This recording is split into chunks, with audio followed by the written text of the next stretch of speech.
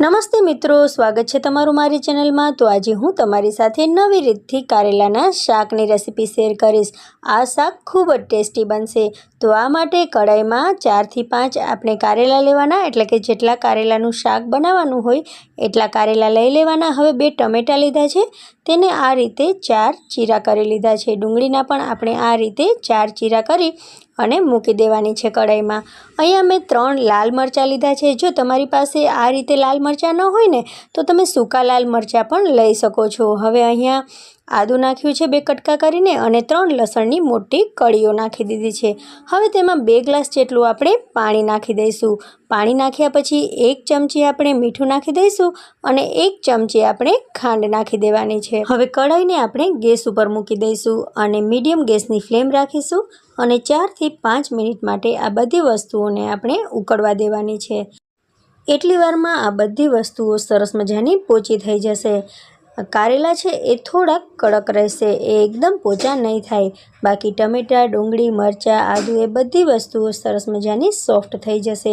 હવે ગેસની ફ્લેમને આપણે બંધ કરી દઈશું અને આ બધી વસ્તુઓને ઠંડી થવા માટે રાખી દઈશું। તો એ પહેલાં આપણે આ બધી વસ્તુઓને ચાળણીમાં રાખી લઈએ, જેથી પાણી છે તે અલગ નીકળી જાય। હવે આ બધી વસ્તુઓ ઠંડી થાય પછી આપણે ટમેટાની છાલ પાડી લેવાની છે। તો ખૂબ જ સરળતાથી ટમેટાની છાલ આ રીતે ઠંડી થઈ અને નીકળી જશે। ટમેટાની છાલ એકદમ અલગ જ થઈ જશે ટમેટાથી। તો છાલ પણ આપણે કાઢી લીધી છે। હવે આપણે એક મિક્સી જાર લઈશું। મિક્સી જારમાં આપણે ટમેટાં નાખી દઈશું, ડુંગળી નાખી દઈશું। ડુંગળી પણ સરસ મજાની એકદમ પોચી થઈ ગઈ છે, બફાઈ ગઈ છે। તો હવે ડુંગળી નાખ્યા પછી આપણે તેમાં નાખી દઈશું મરચાં। તો મરચાં છે તેના આપણે ડીટિયા કાઢી લેવાના છે। સૂકા મરચાં હોય તો તે પણ ચાલે, 3 થી 4 તમે લાલ સૂકા મરચાં નાખી શકો છો। તો હવે આપણે આદું અને લસણ પણ નાખી દઈએ, તે પણ સરસ મજાના પોચા થઈ ગયા છે। હવે આ બધી વસ્તુઓ આપણે મિક્સી જારમાં એકદમ ફાઇન પેસ્ટ બનાવી લેવાની છે। બિલકુલ પાણી નથી નાખવાનું, કારણ કે ટમેટામાંથી પણ પાણી છૂટું પડશે। તો અહીંયા એકદમ સરસ મજાની આપણી પેસ્ટ બની અને તૈયાર થઈ ગઈ છે।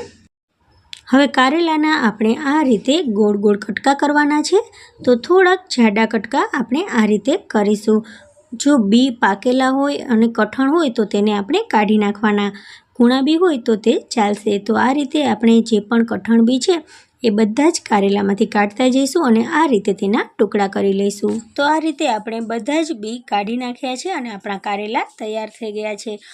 હવે આપણે દહીંનું મિશ્રણ બનાવી લઈએ। તો આ માટે 1 વાટકી જેટલું દહીં આપણે નાખ્યું છે મોટા બાઉલમાં। તો હવે આપણે તેમાં થોડાક મસાલા નાખી લઈએ। તો 1/4 ટીસ્પૂન એટલે કે ચોથા ભાગની ચમચી હળદર, 1 થી 1.5 ચમચી કાશ્મીરી લાલ મરચાંનો પાવડર નાખી દીધો છે।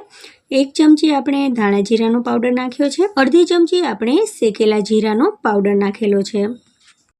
હવે સ્વાદ પ્રમાણે આપણે મીઠું નાખી દઈશું, સાથે સાથે 1 ચમચી આપણે તેમાં ખાંડ પણ નાખીશું।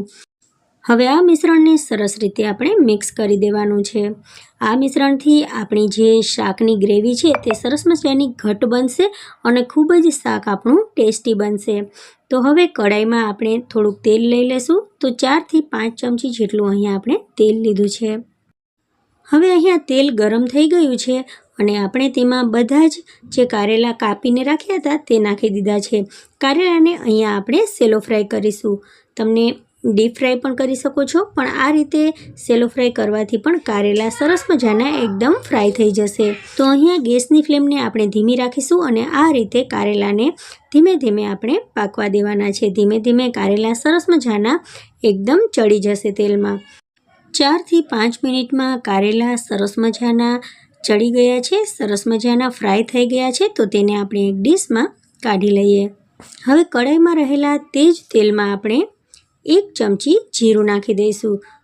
વધારે તેલ નાખવાની કંઈ પણ જરૂર નથી, એટલા જ તેલમાં આપણું શાક સરસ મજાનું ચડી જશે। જો હવે તમે શાકમાં ખડા મસાલા નાખવા માંગતા હોય તો આ સ્ટેજ ઉપર નાખી શકો છો। તો અહીંયા 2 તજના ટુકડા નાખ્યા છે। હવે આપણે તેમાં થોડીક ડુંગળી નાખી દઈએ। તો ડુંગળી જો તમે ન ખાતા હોય તો તમે સ્કીપ કરી શકો છો, પણ ડુંગળી નાખવાથી શાકનો ટેસ્ટ ખૂબ જ વધી જશે। બહુ વધારે પડતી ડુંગળીને અહીંયા ફ્રાય થવા નથી દેવાની। લાઇટ પિંક કલર આવે એટલે તેમાં આપણે જે ટમેટાં, મરચાં, આદું અને લસણની પેસ્ટ બનાવી હતી તે નાખી દઈશું. તો બધી જ પેસ્ટ આપણે નાખી દઈશું અને ધીમા તાપે આ પેસ્ટને આપણે ચલાવતા રહેવાની છે, જેથી તેમાં રહેલું પાણી છે તે બધું જ એકદમ બળી જાય અને તેલ છે તે ઉપર આવવા માંડે. તો તેલ બહાર નીકળી જાય ત્યાં સુધી આપણે આ પેસ્ટને આ રીતે ચલાવતા જ રહેવાની છે. તો 2 થી 3 મિનિટમાં ધીમા ગેસ ઉપર આ રીતે તેલ બહાર આવી જશે. તો અહીંયા સરસ મજાની આપણી પેસ્ટ બની અને તૈયાર થઈ ગઈ છે. તેલ પણ બહાર છૂટું પડી રહ્યું છે. હવે આપણે જે દહીંનું મિશ્રણ બનાવ્યું છે ને તે આપણે આ ગ્રેવીમાં નાખી દઈશું. આ દહીં નાખવાથી આપણું શાક છે તે ખૂબ જ સ્વાદિષ્ટ બનશે અને ગ્રેવી પણ થોડીક ઘાટી બની જશે. તો હવે ધીમે ધીમે તેલ પણ ઉપર આવવા માંડ્યું છે. ફરીથી તેને ચલાવતા રહેવાનું છે ધીમા ગેસ ઉપર. ધીમે ધીમે જે વધારાનું પાણી હશે તે બળી જશે. આપણે જે પ્રમાણે ગ્રેવી ઘટ રાખવી હોય તે પ્રમાણે ગ્રેવીને ઘટ થવા દેવાની. તો આપણે અહીંયા તેલ ઉપર આવે ત્યાં સુધી તેને ઘટ થવા દઈશું. તો તેલ હવે બહાર આવવા માંડ્યું છે. ફરીથી આપણે તેને મિક્સ કરી લઈશું. દહીં નાખ્યા પછી 2 થી 3 મિનિટ આ રીતે આપણે ચલાવતા રહેવાનું અને તેને ધીમા તાપે ચડવા દેવાનું. તો અહીંયા આપણું દહીં છે તે સરસ મજાનું મિક્સ થઈ ગયું છે અને તેલ પણ બહાર નીકળ્યું છે. હવે આપણે તેમાં કારેલા નાખી દઈએ. કારેલા નાખ્યા પછી 2 મિનિટ માટે તેને ધીમા ગેસ ઉપર આ રીતે ચડવા દઈશું. ધીમે ધીમે કારેલા છે તે સરસ મજાના ગ્રેવી સાથે મિક્સ થઈ જશે અને તેનો સ્વાદ પણ કારેલામાં આવી જશે. તો એકવાર આ રીતથી શાક બનાવવાનું જરૂરથી ટ્રાય કરજો. તમને કારેલાનું શાક ખૂબ જ ભાવશે, ખૂબ જ ટેસ્ટી શાક બનશે. તો મિત્રો, તમને જો મારી આ રેસીપી ગમી હોય તો મારી ચેનલને સબસ્ક્રાઈબ કરજો.